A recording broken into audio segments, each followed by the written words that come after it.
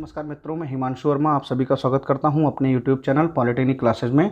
मित्रों, अब मैं आपको इरिगेशन इंजीनियरिंग पढ़ा रहा हूं। इरिगेशन इंजीनियरिंग का चैप्टर नंबर 3 मैंने आपको पढ़ा दिया था, उसके MCQ आपको करा दिए थे। आज मैं लेक्चर नंबर 4 आपके सामने लेकर आया हूँ। लेक्चर नंबर 4 के टॉपिक का नाम है लिफ्ट इरीगेशन। इससे लेक्चर मैं शुरू करूँ उससे पहले मैं एक चीज़ आपको बता देना चाहता हूँ, और एक चीज़ के लिए मैं आपसे क्षमा प्रार्थी भी हूँ, क्षमा मांगता हूँ, क्योंकि लेक्चर नंबर 3 में क्वेश्चन नंबर 11 जो मैंने क्वेश्चन पूछा था उसमें आंसर थोड़ा सा मिस्टेक हो गया है। उसका आंसर बी ना होके उसका आंसर सी होगा। सी आंसर है उसमें। आपका जो सॉइल का क्वेश्चन पूछा गया था उसमें जो वाटर कौन सा विद्यमान रहेगा, सॉइल्स में कौन सा वाटर जो है आप रिमूव नहीं कर सकते, हमेशा बना रहेगा, वो वाटर का नाम है आर्द्रताग्राही जल। ठीक है, तो hygroscopic water is the right answer. मैंने उसमें कैपिलरी वाटर लगवा दिया था। ठीक है, तो ये चीज़ को आप करेक्ट कर लीजिएगा। मैंने तीसरे लेक्चर के कमेंट बॉक्स में उसको लिख दिया है। ड्यू टू टाइपिंग एरर उसमें मिस्टेक हो गई थी। ठीक है, इसीलिए मैंने आज के जो लेक्चर में कोई भी ऑप्शन नहीं लिखे हैं। मैं खुद बताऊंगा, खुद उसके आंसर बताऊंगा, जिससे आपके टाइपिंग एरर होने की संभावना ना हो। तो देरी नहीं करते हैं और शुरू करते हैं लिफ्ट इरीगेशन और लेक्चर नंबर 4। हमारे चैनल को आप जितने ज़्यादा लोगों तक हो सकता है वहाँ तक पहुँचाइए, उनको लाइक करवाइए, शेयर कराइए। ठीक है, तो चलिए शुरू करते हैं लेक्चर नंबर 4 का पहला क्वेश्चन। पहला क्वेश्चन आपका है, निम्नलिखित में कौन सी परतें जलधारी या परवियस स्ट्रेटम परतें हैं। क्वेश्चन को 2 बार पढ़ेंगे, ऑप्शन को 2 बार पढ़ेंगे, फिर आप उसका आंसर बताएंगे। निम्नलिखित में कौन सी परतें जलधारी या परवियस स्ट्रेटम परतें हैं। ए ऑप्शन है आपका बालू, बी ऑप्शन है आपका ग्रेवल, सी ऑप्शन है आपका सिल्ट, डी ऑप्शन है आपका उपयुक्त सभी। ए ऑप्शन है आपका सैंड, बी ऑप्शन है ग्रेवल, सी ऑप्शन है सिल्ट, डी ऑप्शन है उपयुक्त सभी या ऑल ऑफ एबव। तो here D option is the right answer. बालू भी पानी को मूवमेंट करा सकती है, ग्रेवल भी करा सकती है और आपकी सिल्ट भी करा सकती है, इसलिए सारे उत्तर सही हैं। तो यहां पर डी ऑप्शन जो है वो सही आंसर होगा, उपयुक्त सभी। ठीक है, नेक्स्ट क्वेश्चन आपका करते हैं। नेक्स्ट क्वेश्चन आपको बताते हैं। नेक्स्ट क्वेश्चन है आपका, निम्नलिखित में से कौन सी परतें अजलधारी हैं या इम्परवियस स्ट्रेटम परतें हैं। ठीक है, तो ए ऑप्शन है आपका चट्टाने, बी ऑप्शन है आपका मटियार क्ले, सी ऑप्शन है आपका ए और बी दोनों, डी ऑप्शन है इनमें से कोई नहीं। ए ऑप्शन है आपका रॉक्स, बी ऑप्शन है आपका क्ले, सी ऑप्शन है ए बी दोनों, डी ऑप्शन है इनमें से कोई नहीं।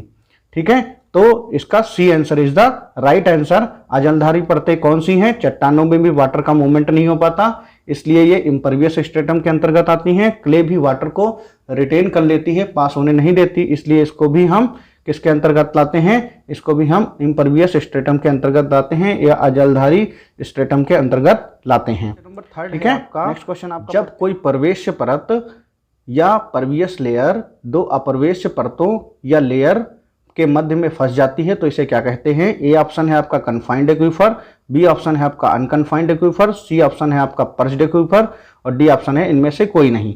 ठीक है, तो ए ऑप्शन है आपका परिरुद्ध जलभृत, बी ऑप्शन है अपरिरुद्ध जलभृत, सी ऑप्शन है आपका अध्यासीन जलभृत। ठीक है, तो here A option is the correct answer, confined aquifer. Here A option is the correct answer, confined aquifer. Here A is the correct answer, confined aquifer. Okay, next question आपका पढ़ता हूं मैं। ऐसी जलधारी परतें जिसमें भौम जल ऋतु परिवर्तन के अनुसार ऊपर उठने अथवा नीचे जाने के लिए मुक्त होता है वह कहलाती हैं ऐसी जलधारी परतें वाटर स्ट्रेटम लेयर जिनमें भौम जल मतलब ग्राउंड वाटर टेबल ऋतु परिवर्तन के अनुसार, है ना, ये आपका मौसम परिवर्तन क्लाइमेटिक चेंज के अनुसार, ठीक है, ऊपर उठने अथवा नीचे जाने के लिए मुक्त होता है, फ्री होता है, तो क्या कहलाता है। ए ऑप्शन है आपका कन्फाइंड एक्वीफर, बी ऑप्शन है आपका अनकन्फाइंड एक्वीफर, सी ऑप्शन है आपका पर्च्ड एक्वीफर, डी ऑप्शन है इनमें से कोई नहीं। ए ऑप्शन है आपका परिरुद्ध जलभृत, बी ऑप्शन है आपका अपरिरुद्ध जलभृत, सी ऑप्शन है आपका अध्यासीन जलभृत और डी ऑप्शन है इनमें से कोई नहीं। तो इसमें क्या होगा, जब जलधारी परतें हैं जो फ्री होती हैं मूवमेंट के लिए पानी के अनुसार, तो उसको बोलते हैं अनकन्फाइंड एक्वीफर, अनकन्फाइंड एक्वीफर या अपरिरुद्ध जलभृत। ठीक है, नेक्स्ट क्वेश्चन आपका पढ़ते हैं, शुरू करते हैं। नेक्स्ट क्वेश्चन 5वां क्वेश्चन है आपका, बहुत ही अच्छा क्वेश्चन है। डॉट डॉट डॉट या लेंस या प्याली की भांति परिरुद्ध जलभृत होती है जो मुख्य जलभृत से अलग थलग अप्रवेश्य मृदा के अवसादन के कारण बनती है।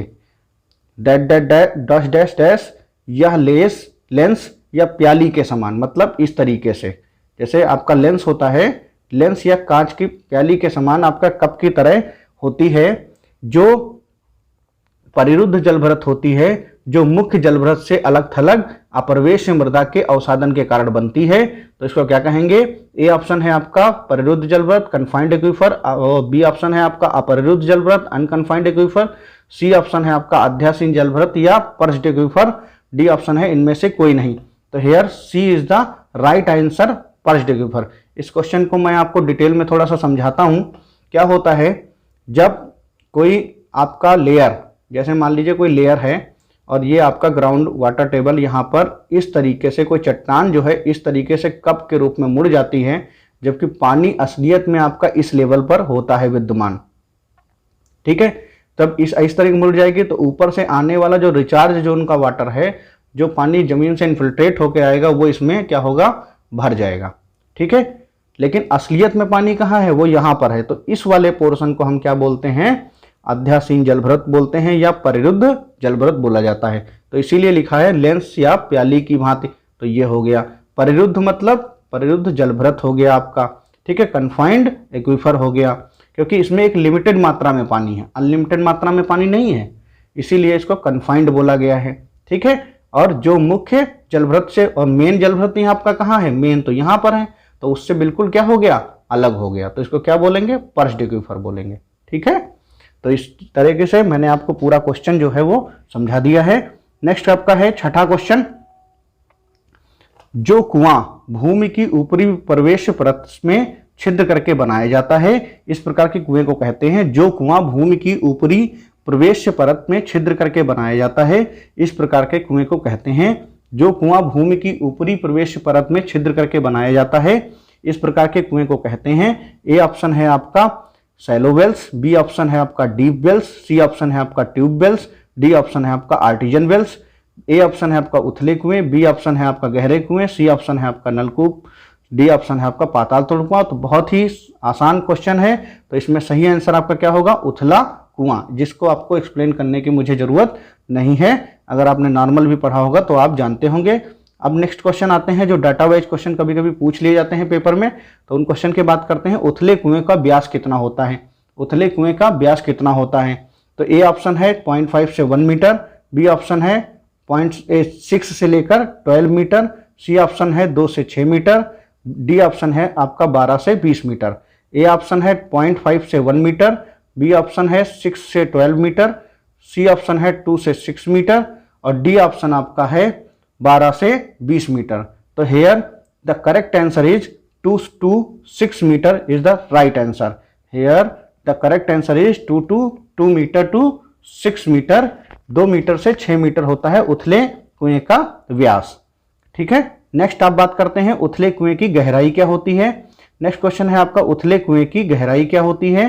नेक्स्ट क्वेश्चन है आपका उथले कुएं की डेप्थ क्या होती है, गहराई क्या होती है। उथला कुआं किसको बोलते हैं? शैलो वेल को बोलते हैं, और गहरा कुआं आपको बोलते हैं इंग्लिश में डीप वेल को बोला जाता है।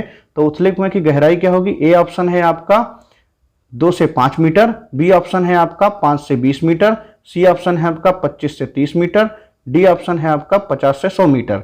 ए ऑप्शन आपका है 2 से 5 मीटर, बी ऑप्शन आपका 5 से 20 मीटर, सी ऑप्शन आपका 25 से 30 मीटर, डी ऑप्शन आपका 50 से 100 मीटर। तो here the right answer is 5 to 20 metre. 5 से 20 मीटर क्या होती है? उथले कुएं की गहराई होती है। 5 से 20 मीटर क्या होती है? उथले कुएं की गहराई होती है। 5 से 20 मीटर आपकी क्या होगी? उथले कुएं की गहराई होगी, ठीक है। नेक्स्ट क्वेश्चन आपका पढ़ते हैं। नेक्स्ट क्वेश्चन आपका है उथले कुएं का निसरण होता है। निसरण बोलते हैं डिस्चार्ज को। उथले कुएं का निसरण होता है, उथले कुएं का निसरण होता है। ए ऑप्शन आपका है 25 से 30 लीटर प्रति सेकंड, बी ऑप्शन है आपका 12 से 15 लीटर प्रति सेकंड, सी ऑप्शन आपका है 6 से 8 लीटर प्रति सेकंड, और डी ऑप्शन है आपका 3 से 5 लीटर प्रति सेकंड, ठीक है। ए ऑप्शन आपका 25 to 30 लीटर प्रति second per second, B option है आपका 12 to 15 per second litre per second, C option है आपका 6 to 8 litre per second, D option है आपका 3 to 5 लीटर पर सेकंड। तो here right answer is the this is the right answer 3 से 5 litre per second, या आप ये कह सकते हैं 3 to 5 लीटर पर सेकंड जो है वो क्या होती है, उथले कुएं का निःसरण होता है या डिस्चार्ज ऑफ शैलो वेल होता है। ठीक है।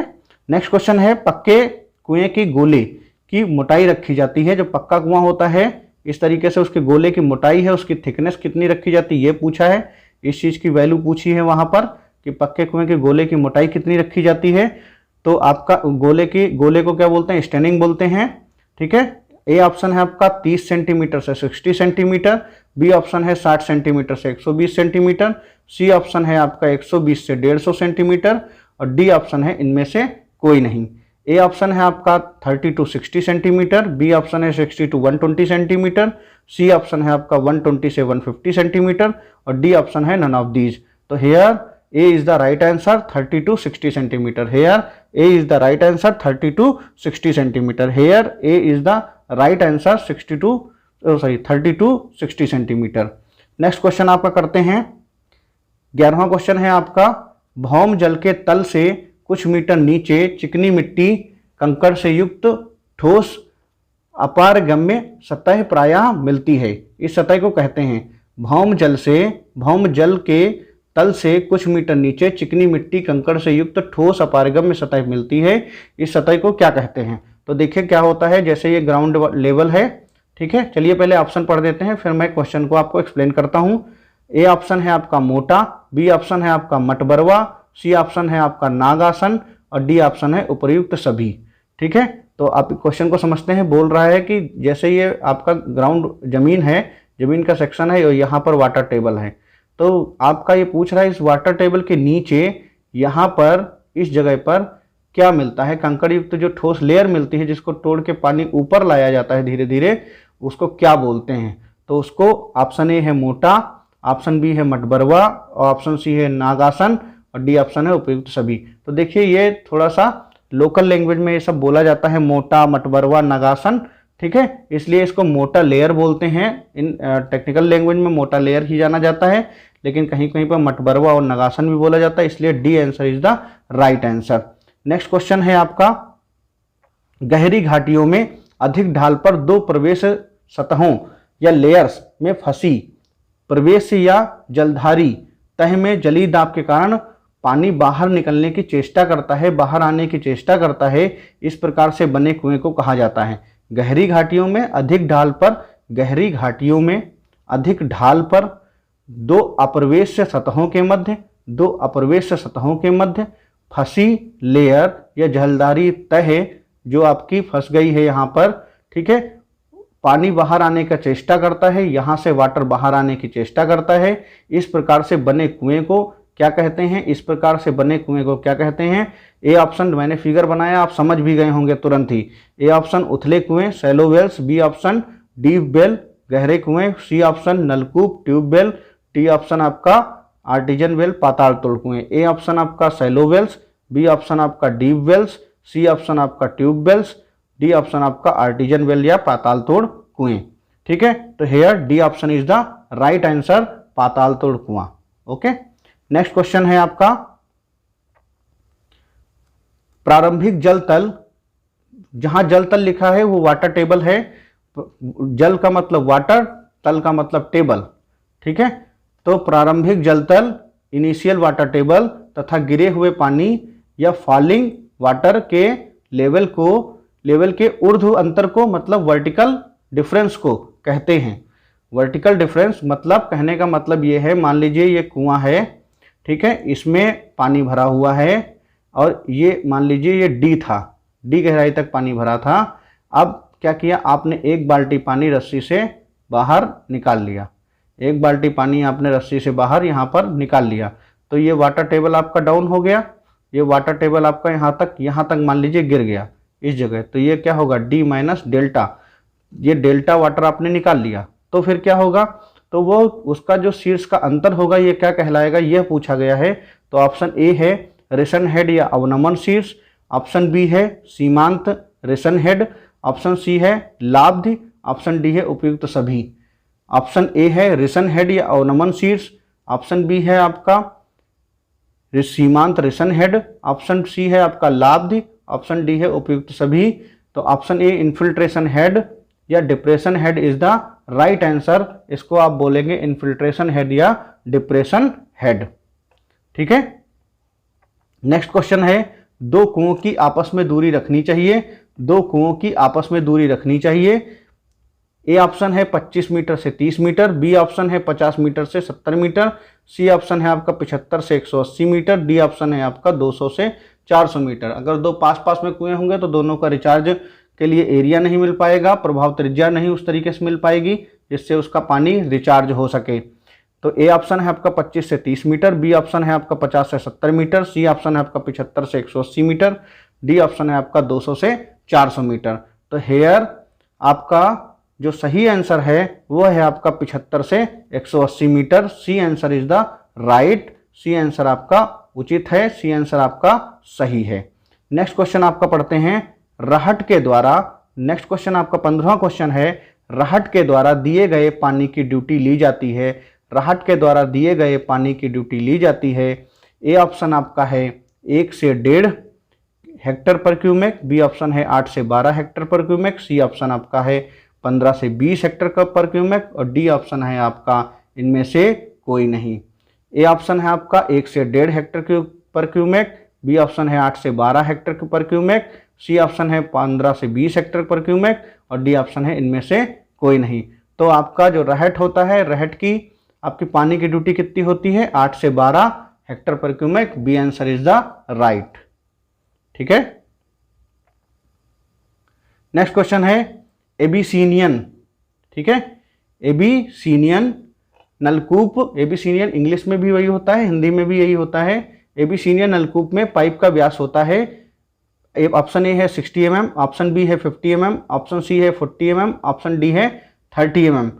ऑप्शन ए है आपका 60 mm, ऑप्शन बी है आपका 50 mm, ऑप्शन सी है आपका 40 mm, ऑप्शन डी है आपका 30 mm। तो यहाँ पर क्या आंसर होगा? एबीसीनियन जो कुआं नलकूप होता है उसमें जो डायमीटर होता है वो कितना होता है? 40 mm होता है। डायमीटर कितना होता है? 40 mm होता है, 40 mm होता है। 40 mm डायमीटर होता है एबीसीनियन नलकूप के पाइप का। ठीक है, ये कितना होता है? 40 mm। ठीक है। नेक्स्ट क्वेश्चन है आपका, नलकूप में स्ट्रेनर। नलकूप में स्ट्रेनर जाली की लंबाई होती है एबीसीनियन नलकूप में। यहाँ पर जो बात की गई है ये आपका क्वेश्चन मर्ज है। ये यहाँ पर अभी एबीसीनियन आप कर भी सकते हैं। एबीसीनियन नलकूप में यहाँ पर लिख लीजिए एबीसीनियन। अगर आपको वैसे तो समझ में आ जाएगा, लेकिन कोई बात नहीं, अगर नहीं समझ में आ रहा है तो यहाँ कर लीजिए एबीसीनियन नलकूप में स्ट्रेनर जाली की, स्ट्रेनर या जाली, स्ट्रेनर या जाली एक ही बात है, चाहे इंग्लिश में बोलिए हिंदी में बोलिए, की लंबाई होती है। ऑप्शन ए है 2 मीटर से 3.5 मीटर, ऑप्शन बी है 5 से 8.5 मीटर, ऑप्शन सी है 10 से 20 मीटर, ऑप्शन डी है 1 से 1.5 मीटर।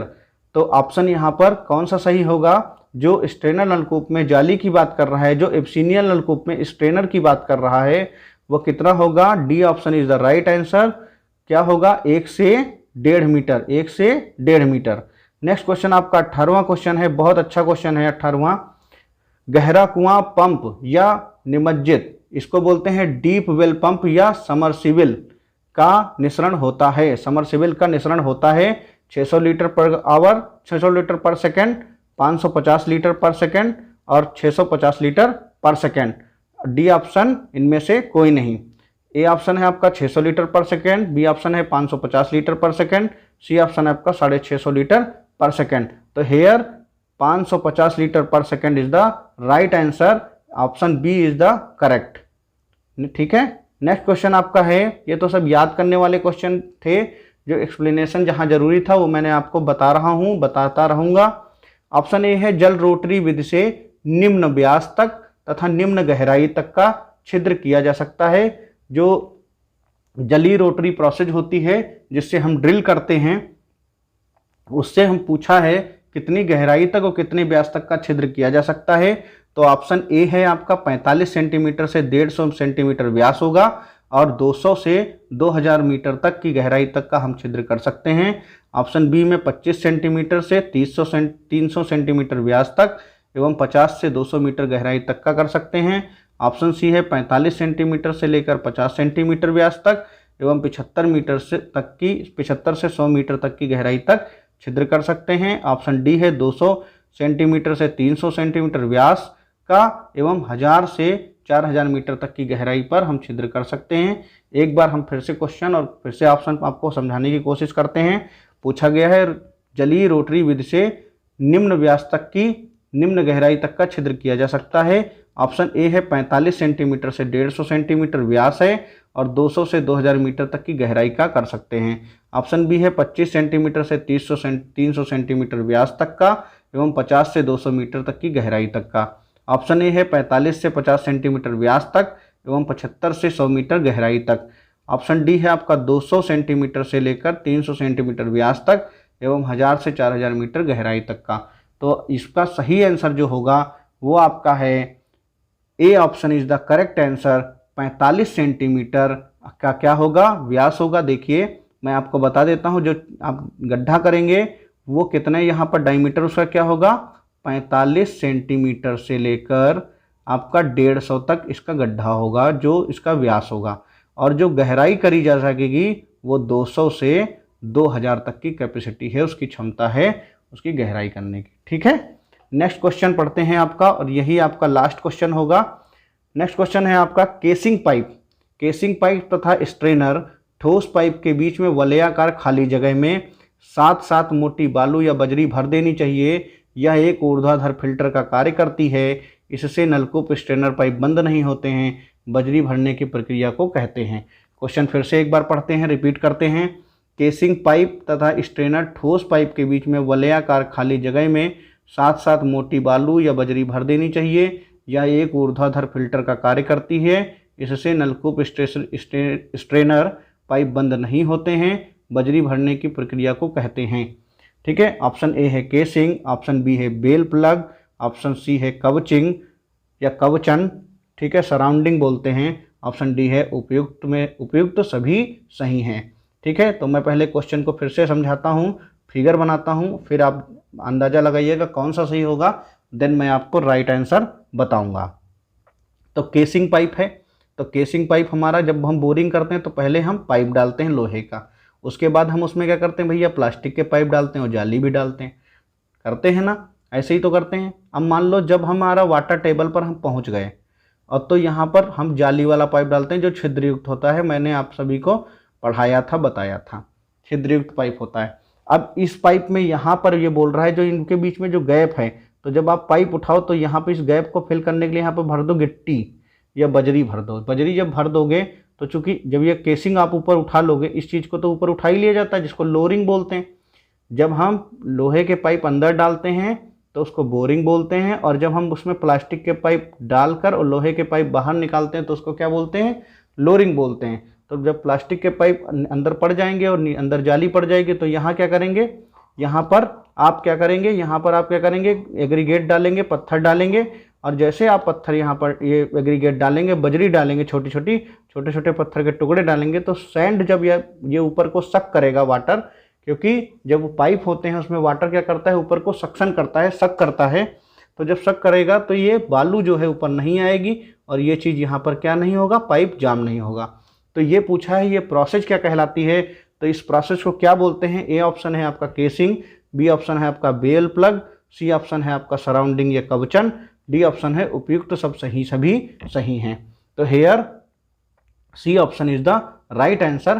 कवचन जो है इसको बोला जाता है जब हम किसी खाली पाइप के बीच में, जब हमारा प्लास्टिक का पाइप जाता है तो उस पाइप में जो जाली होती है उसके बीच में हम एग्रीगेट जो भरने की प्रक्रिया है वो क्या कहलाती है, कवचन कहलाती है। ठीक है, तो thank you so much, thanks for watching. आप लोग हमारे चैनल को सब्सक्राइब कीजिए, लाइक कीजिए, अपने दोस्तों तक पहुंचाइए। अगला लेक्चर मैं आपको नेक्स्ट डे लेके आऊँगा। पीडीएफ जो है इस लेक्चर की आपको नेक्स्ट लेक्चर में मिलेगी। आप लोग हमें कमेंट बॉक्स में कमेंट करके ज़रूर बताइए। और एक आपसे गुजारिश है, जब भी आप लेक्चर देखा कीजिए 1 मिनट 2 मिनट का स्क्रॉल करके ना देखा कीजिए, आप पूरा लेक्चर एक साथ देखिए। आपको इससे बाहर कुछ नहीं पूछा जाएगा, यही आएगा। मैं आपके ऑब्जेक्टिव क्वेश्चन, आपकी किताब, आपके सिलेबस सामने रख के बनाता हूँ, कहीं से भी बाहर नहीं आएगा इससे। ठीक है, ना लेवल बहुत ज़्यादा रखता हूँ ना लेवल बहुत लो रखता हूँ। ठीक है, thank you so much, thanks for watching dear.